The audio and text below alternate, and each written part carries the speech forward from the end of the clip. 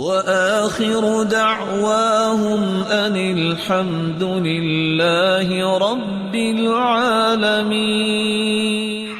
حدیث کے الفاظ ہے من کمہ اعمى عن الطریق، جو کسی نابینے کو غلط راستہ بتاتا ہے اس پہ اللہ کی لعنت ہے۔ اس نے راستہ دنیا کا برا بتایا تو جو جنت کا راستہ برا بتائے اس پہ کیا ہو۔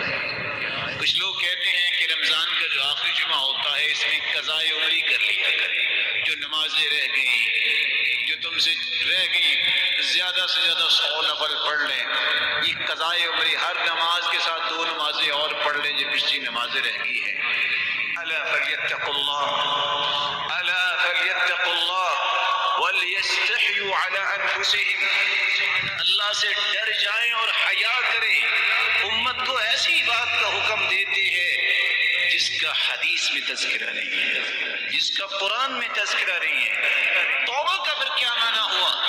اگر قضائے عمری ہی کرنی ہے کہ جو نمازیں رہ گئی ہیں، 6 سال نمازیں نہیں پڑھی، اب ہر نماز کے ساتھ 2 4 نمازیں پچھلی پڑھیں گے، یہ نہ قرآن میں آیا ہے نہ حدیث میں آیا ہے۔ یہ لوگوں پہ تشدد اور لوگوں کو غلط راستے دینا ہے۔ اللہ کے رسول صلی اللہ علیہ وسلم نے جو فرمایا تھا توبہ تو پچھلے سارے گناہوں کو ختم کر دیتی ہے۔ اور آپ نے قرآن مجید کی آیت سنی، اکیلے گناہ معاف نہیں ہوتے، اللہ اس کو نیکیوں میں تبدیل فرما دیتے ہیں۔ یقین کر لیجئے اللہ کا قرآن سچا ہے، اللہ کے رسول کی زبان سے نکلی ہوئی بات سچی ہے، باقی سب جھوٹ ہے۔